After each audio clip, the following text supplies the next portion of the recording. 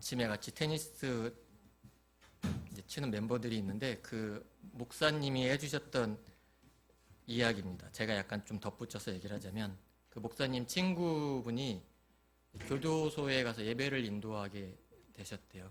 그래서 이제 예배를 인도하기 위해서 준비를 많이 하셨을 거 아니에요, 그죠? 이제 하셔가지고 가서 예배를 드리는데 이제 찬양을 하는데 뭐 아니나 다를까 뭐 혼자 열심히 찬양하고 그 제소자들은 뭐 그냥 관심도 없고 막 딴짓하고 막 이렇게 하고 있더래요. 근데 어떤 찬양을 이제 하다가 이제 어떤 한 찬양을 부렸는데 갑자기 제소자들이 눈이 막 말똥말똥해지면서 막 열심히 따라 불렀다는 거예요. 그래서 기분이 업돼가지고 열심히 이제 찬양 부르고 설교를 다 마치고 이제 나와서 교도소장님이라 그러나요? 이제 이렇게 차를 마시면서 얘기를 하는데 교도소장님이 이렇게 말씀하시더래요. 목사님, 교도소에 올 때는 두 가지를 조심하셔야 되는데 한 가지는 뭐냐면 가지고 오면 안 되는 음식이 있다는 거예요. 그게 어떤 음식이냐면 주로 발효가 되는 음식들. 뭐 초코파이 이런 것도 안 된다는 거예요. 왜냐면 그걸 발효시켜서 술을 만든대요. 어떻게 하는지 모르겠지만. 그 뭐 슬기로운 감방생활 보면 나오잖아요. 뭐 이렇게 술 만드는 거. 이제 진짜 그렇게 술을 만드나 봐요. 그리고 예배 시간에 부르면 안 되는 찬양이 하나 있다는 거예요. 뭘까요? 전혀 생각이 안 나요. 약할 때 강함 대신에. 아직 이해가 안 되세요? 약을 하면 교도소에 오는 사람들 중에 마약해가지고 뽕쟁이들이 이렇게 많다는 거예요. 뽕쟁이들이 많아가지고 그 찬송을 부를 때마다 갑자기 그 마약하던 사람들은 은혜가 된다는 거예요. 자기애들한테. 약할 때 강함 대신에. 예, 더 웃으셔야 되는데 아무튼. 예, 그래서 그 얘기를 듣고 나서 두 가지 생각이 들었습니다. 하나는 참 사람들은 역시 자기 마음대로 모든 걸 이해하고 해석하는구나. 그러니까 저도 제가 약할 때 강함 대신을 얼마나 많이 불렀겠습니까? 몇백 번은 불렀을 거 아니에요. 근데 전혀 그렇게 생각해 본 적이 없는데 그렇게도 생각을 할 수 있겠구나. 자기의 상황과 처지에 따라서 이 약이라는 약할 때라는 것을 그렇게 받아들일 수 있겠구나라는 생각도 들었고 이거에 또 그러면서 어떤 것들을 참 문자적으로 이해한다는 게 되게 건전하고 원칙적인 것 같지만 이렇게 우리가 문자적으로 이해한다라고 했을 때 그것이 가져오는 참 위험이 있을 수 있겠구나. 그러니까 자기의 관점에서 문자적으로 본다는 것이 성경도 마찬가지인데 그냥 내 관점에서 성경을 문자적으로 있을 때 이렇게 마치 교도소에서 그 재소자들은 약할 때라는 것을 그 마약으로 이해하는 것처럼 우리가 좀 오해할 수 있겠구나라는 생각도 들었고 또 되게 신박하다. 전혀 생각해 못했던 그런 방식으로 이걸 이해할 수 있구나. 그러면서 좀 더 뭔가 말씀을 이해할 때 인생을 좀 더 다른 시각에서 바라볼 필요도 있겠다. 뭔가 좀 넓게 보는 것도 중요하다 그런 생각이 들었습니다. 그러면서 제가 이 야고보서 지난번에 제가 야고보에서 했었거든요.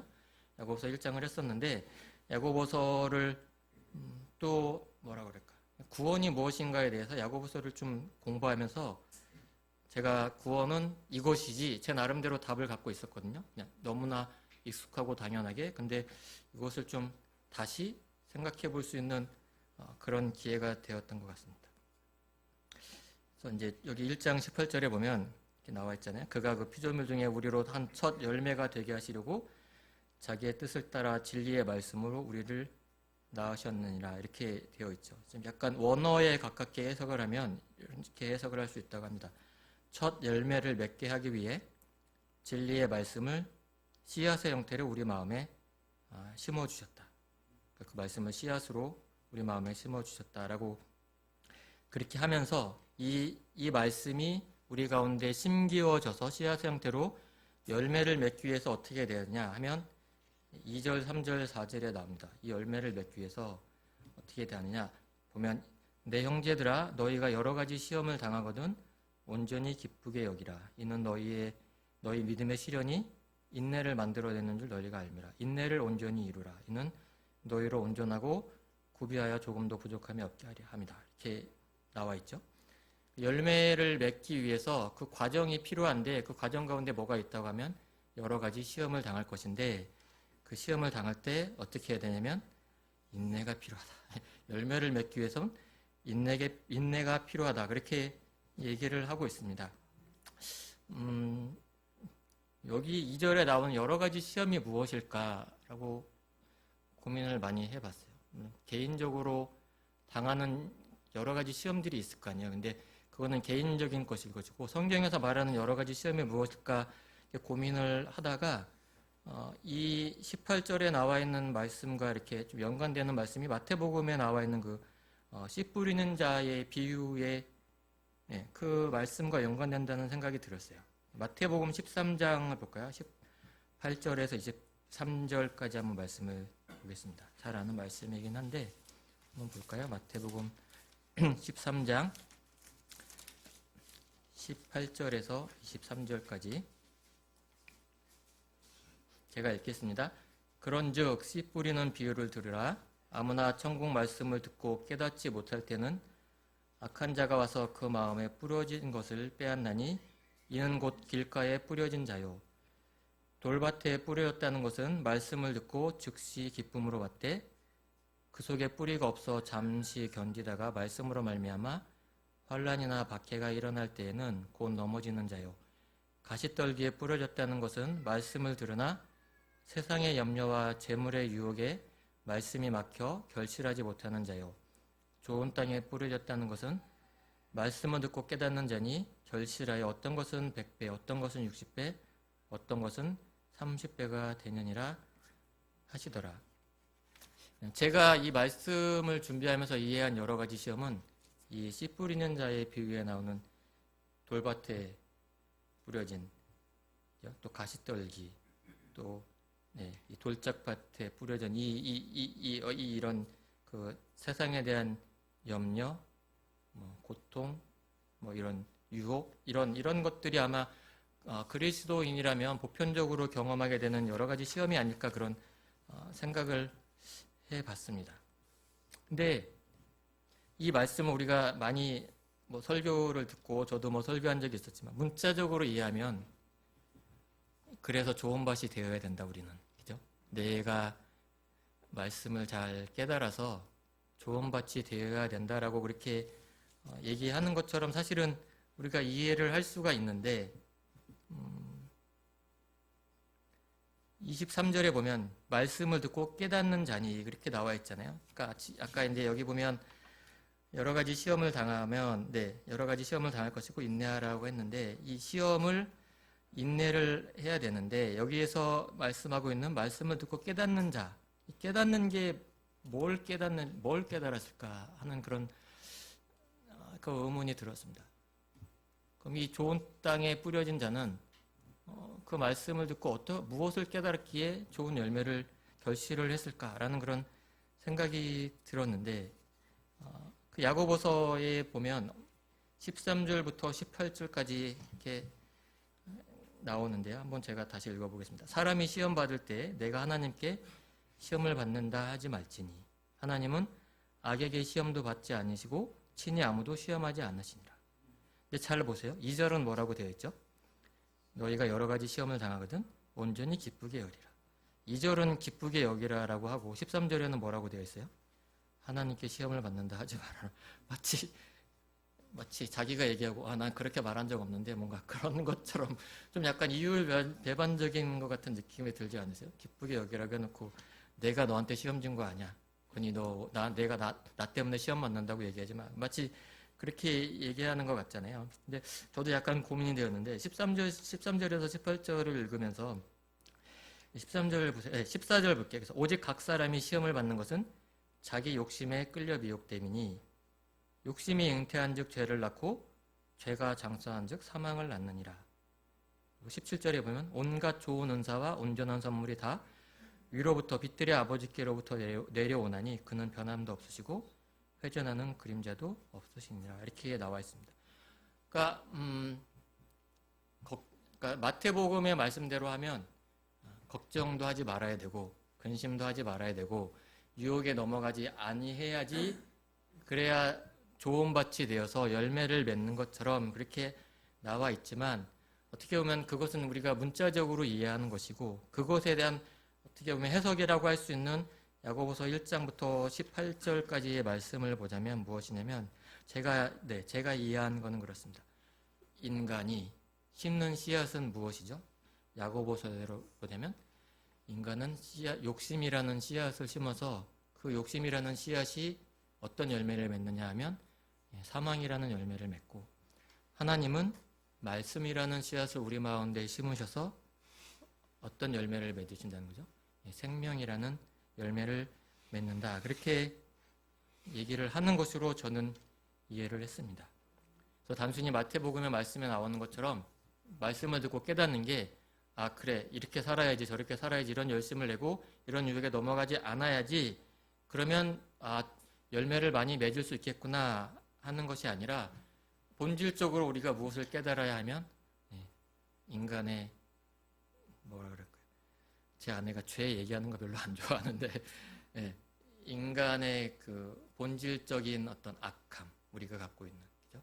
하나님에 대해서 반역하고자 하는 그런 마음 하는, 그래서 결국 이 야고보서의 말씀대로 하면, 그죠? 우리가 받는 그 모든 시험은 결국 우리의 욕심에 의해서 우리의 욕심을 따라 받게 된다라는 것이죠. 이 인간이 갖고 있는 한계, 인간이 갖고 있는 연약함, 인간의 그 악함.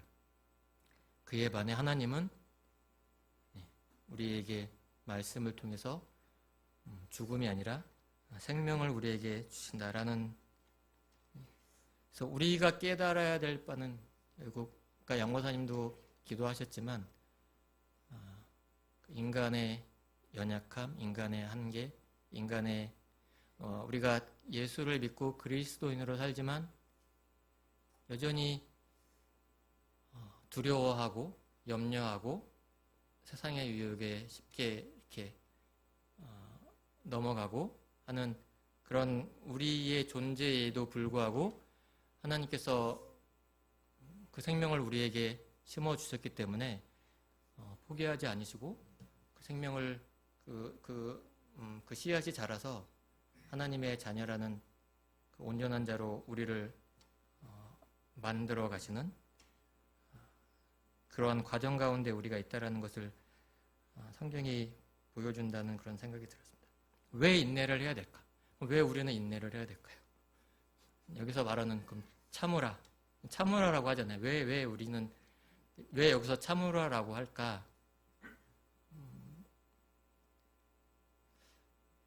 제가 몇 년 전에 새벽에 등이 너무 아파가지고 너무 아픈 거예요. 잠을 못 자겠는 거예요.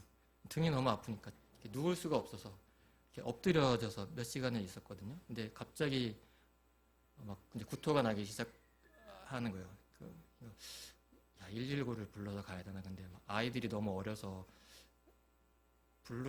부르자니 이게 어떻게 해야 되는지 잘 모르겠는 거예요. 그래서 일단은 막 구토를 하고 그러니까 뭐 소화제도 먹고 그랬다음에 지사제도 먹고 막 그랬었거든요. 거의 한 5-6시간을 참았습니다. 참고 아침에 병원 열자마자 저희 같이 일하시는 분한테 좀 채워달라 그래서 병원에 갔어요. 선생님이 오시더니 요로결석이시네요 그러는 거예요. 그래서 그 뭐 좀 이렇게 원래는 요로결석이면 어딜 가야 되죠? 비뇨기과를 가야 되잖아요. 근데 저는 모르니까 내과를 갔어요. 평소에 다니는 데를. 근데 의사 선생님이 이렇게 좀 처방을 해주시고 같이 했던 분은 이제 가시고, 약간 이제 저는 겁나가지고 또 아프고 그래가지고 상기 목사님께 부탁을 해가지고 이제 그 병원에서 뭐 이렇게 처방전을 써서 이대 목동병원을 갔어요. 가서 CT를 찍었거든요. 찍으니까 돌이 없네요. 그러는 거예요. 근데 아마 병원에서 좀 처방을 해주고 그때 상기 목사님이 물을 사주셨거든요. 아마 물을 먹고 나니까 그리고 화장실을 갔다 오면서 돌이 빠졌었나 봐요. 예, 그리고 다행히 넘어갔는데 작년 이맘때쯤에 등이 좀 아파하고 막 또 구토 이렇게 증상이 나서 이거 요로결석이다 싶어가지고 제가 어떻게 했냐면 물을 거의 한 30분 만에 한 3리터를 마셨거든요. 돌아 빠져나가라. 근데 더 아픈 거예요. 그래갖고 또 같이 일하는 분한테 나 지금 도저히 못 참겠으니까, 상규 목사님 그때 또 마침 어디 사모님이랑 놀러 가시고 목사가 말이야 놀러 다니고 뭐 교회는 아파가지고 막 죽으려고 그러는데 그래서 아무튼 그런데 그래서 이렇게 막 가다가 막 토하고 막 그랬거든요. 제가 중간에 막 10분 거리인데 토하고 막 그랬는데 갔어요. 가가지고 증상을 설명했더니 물 드셨나 그러더라고요. 그래서 제가 물을 좀 많이 마셨다 그랬더니 이거 증상이 나타나면 물을 마시면 안 된다는 거예요. 왜냐면 이미 돌이 막혀 있기 때문에 돌이 이렇게 막고 있어서 물을 마시면 빠져나가질 못하잖아요. 그럼 이제 콩팥으로 간다는 거예요. 콩팥에 안 좋아질 수 있어요. 위험하다. 절대 물 마시지 말고 안 좋으면 무조건 병원으로 와야 된다는 거예요. 제가 잘 참거든요. 잘 참고 한 번의 경험이 있어서 물을 마시면 또 빠지겠거냐고 갔는데 예, 얼마나 제가 엉뚱한 짓을 했는지 다음에 또 아프면 그냥 무조건 병원에 가려고 하고 있습니다.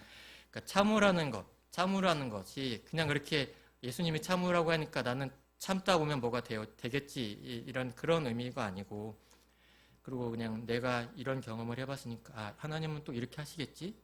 이건 이렇게 해야 돼. 어떤 그런 정답을 가지기 아니라 제가 이해한 바는 인내하라는 것은 무엇이면 네 생각과 네 성질대로 살지 말아라. 그렇게 산다고 되는 게 아니라 살아봐서 알지 않냐. 이렇게 네 인생이 네 맘대로 이렇게 되지 않아. 네가 원하는 대로 네가 잘 됐다고 한다고 그게 잘 된 것도 아니고 네가 안 됐다고 해서 그것도 망하는 것이 아니다. 그것을 깨달아라. 그것을 뭘로 깨달아요? 마태복음에 나오는 것처럼요. 가시떨기밭에도 있다 보고 돌짝밭에도 있다 보고 그죠? 그렇지 않아요? 길가에도 내동댕이 쳐보고 그런 인생을 우리가 경험해 보면서 내가 믿을 만한 나는 내 자신을 믿을 만한 존재가 아니구나. 우리가 그런 것들을 깨닫게 되지 않습니까? 그죠? 그래서 이렇게 어떤 상황 속에 밀려가면서 나이를 점점 먹어가면서 제가 점점 나이를 먹어가면서 이렇게 알게 되는 건 내가 나 자신을 믿지 못하겠구나. 그걸 점점 깨닫게 되는 것 같아요. 그거는 뭐 이렇게 신체적으로도 그렇고 지적으로도 그렇고 그게 안 되는 것 같아요. 예전에는 뭘 예약하면 한 번 예약하면 끝났거든요. 지금은 예약하면 3-4번 봐야 돼요. 자다가 일어나서 예약이 잘 됐나? 제가 저를 잘 못 믿겠는 거예요. 그러니까 그게 어떤 사람한테는 뭐라 그럴까 이게 잔소리처럼 들릴 수 있어요. 계속 확인하잖아요. 근데 계속 하는 건 상대방을 못 믿거나 뭐 제가 아내한테 잔소리하는 것, 아내를 못 믿는 것도 좀 있지만 제가 저를 못 믿겠는 거예요. 자꾸 저를 확인하게 돼요. 그러니까 그게 뭐냐면 인간이 그 한계를 제가 점점 깨닫게 되면서 결국은 우리는 주님을 의지할 수밖에 없구나. 그러니까 그렇게밖에 없다라는 것을 깨달아가는 거 아닌가? 하나님께서 우리 그냥 구원하시고 바로 천국으로 데려가시지 않고 이 세상 가운데 살게 하시면서 이런 여러 가지 시험이나 이런 과정들을 통해서 결국 인내라는 것, 그러니까 결국 이런 쭉 여러 가지 이런 염려와 근심과 욕심과 이런 것들을 통해서 내 맘대로 하는 것이 무엇을 만들어내는가? 결국은 다른 사람에게 상처를 주고 결국 냄새나고 썩어지는 것들을 위해서 많은 시간을 투자하고 하는 그러한 것밖에 할 수 없는 그런 우리 자신들에게 하나님께서 하나님의 은혜로 17절에 나오는 것처럼 그죠? 온갖 좋은 은사와 온전한 선물이 다 위로부터 오나니 그죠? 하나님께서 우리에게 그러한 것들을 은사와 선물로 주셔서 그나마 우리의 연약함과 우리의 헛됨을 가려주시고 우리가 하는 말, 우리가 하는 행동 그게 하나님께서 주셔서 그걸로 누군가는 은혜를 입고 누군가는 도움을 받고 누군가는 삶의 희망을 얻게 되지만 그것이 내가 잘나고 내가 똑똑하고 내가 돈이 있어서 한 것이 아니라 그것이 하나님께서 우리에게 주셔서 하나님께서 우리를 통해서 그것이 흘러나가서 많은 사람들에게 유익을 준다라는 것. 그것을 깨닫는 것은 하나님의 자녀밖에 없다라는 것이죠. 그죠? 믿지 않는 사람들은 도저히 이해할 수 없는 그 마음에 생명이 있지 않기 때문에 그래서 그것이 얼마나 우리에게 감사한 것이고 그 인생이 결코 우리의 인생이 결코 의미 없지 않고 살아가면서 하나하나 이것들을 깨닫는 내가 이러지 말았어야 되는지 자다 가다가도 막 그런 생각을 하거든요. 10년 전에 내가 주식을 좀 했으면 10년 전에 내가 코인을 좀 샀으면 그때 샀으면 뭐 달라졌을까요? 그렇지 않았을 것 같아요. 그렇게 사는 게 의미 없다라는 게 아니라 그것에 더해서 하나님께서 우리의 삶을 인도해 가시고 하나님께서 우리 가운데 그 씨앗을 심기셨기 때문에 말씀을 통해서 생명을 어떠한 식으로든 생명을 맺게 하실 것이라는 것. 개인적인 차이가 있을 것임에 분명 개인적으로는 차이가 있을 것이지만 하나님은 결코 포기하지 않으시고 우리 하나님의 자녀로 온전한 자로 만들어 가실 것이다 라는 그것이 오늘 저에게 이 말씀을 통해서 주신 말씀이고 우리에게 주시는 말씀이 아닌가 생각이 들었습니다. 아까 이제 학생들 설교하면서 이 영화를 보면서 되게 한국인이라는 것에 대한 자부심을 느꼈던 것처럼 예수를 믿는다는 것, 하나님을 내가 예수님으로 나의 구세주로, 예수님을 나의 구세주로, 나의 구원자로, 하나님을 아버지로 고백할 수 있다라는 것 그 자체가 얼마나 복된 것인가, 그것이 얼마나 정말 세상이 줄 수 없는 복인가를 우리는 너무 그냥 쉽게 생각하고 있구나 그런 생각이 들었거든요. 제가 좀 이건 부끄러운 얘기지만 저희 부모님에게 엄마, 아들이 목사인데 교회를 안 다녀도 돼? 그러면 내가 목사로서 어떻게 살아가? 평생을 제가 그렇게 어쨌든 뭐 목사가 된 이후에 또 우리 부모님도 자식을 위해서 기도하는 모습을 한번 보고 싶다. 그것이 목사로서 이제 가지는 소망인데 너무 웃기죠. 근데 뭐라 그럴까? 믿겨지지 않는 걸 믿을 수는 없잖아요, 그죠? 인간의 노력으로 제가 막 협박도 해봤거든요. 나 그럼 엄마 안 볼 거야. 그렇게 협박을 해볼까? 해봤는데 이게 그런 협박이나 어떤 노력으로 되는 일은 아니라는 생각이 들었어요.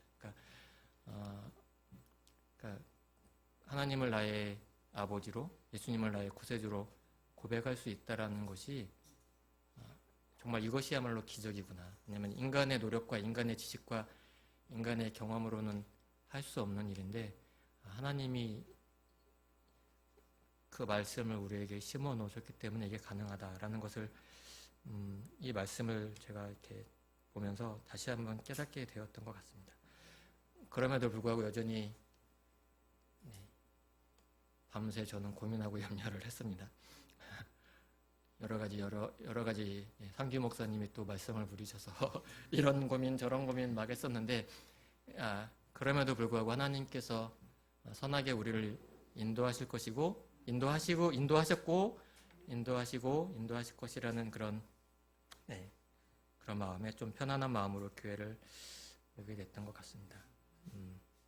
오늘 말씀을 통해서 구원이 무엇인지에 대해서 좀 한번 우리가 깊이 생각해보고 예수를 믿는다는 것이 얼마나 정말 큰 복인가 감사할 수 있는 그런 계기가 되었으면 하고 우리 자신보다 하나님을 더 우리가 신뢰하던 신뢰하지 않던 하나님은 우리 가운데 하나님의 일을 하시게 될 것이라는 그런 믿음, 그래서 그런 깨달음을 가지고 우리가 더 100배, 60배, 30배, 60배, 100배만큼 하나님을 더 신뢰할 수 있는 그런 믿음의 성장이 우리 몸된 교회의 모든 한 사람 한 사람 가운데 있기를 기대해 봅니다. 같이 기도하겠습니다.